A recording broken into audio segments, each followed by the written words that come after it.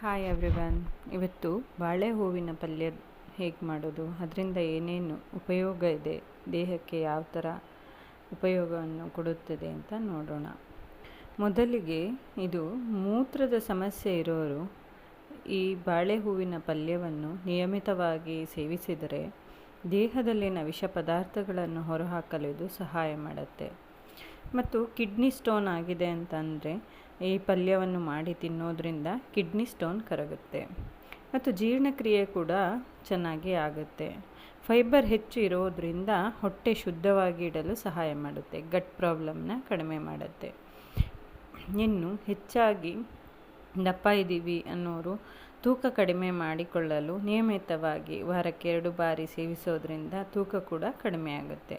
ಹೆಚ್ಚು ಸಕ್ಕರೆ ಅಂಶ ದೇಹದಲ್ಲಿದೆ, ಡಯಾಬಿಟಿಸ್ ಕಡಿಮೆ ಆಗ್ತಾ ಇಲ್ಲ ಅಂದಾಗ ನಿಮ್ಮ ದಿನನಿತ್ಯದ ಊಟದಲ್ಲಿ ಈ ಪದಾರ್ಥವನ್ನು ಸೇವಿಸೋದ್ರಿಂದ ಡಯಾಬಿಟಿಸ್ ಕೂಡ ಕಂಟ್ರೋಲಿಗೆ ಬರುತ್ತೆ.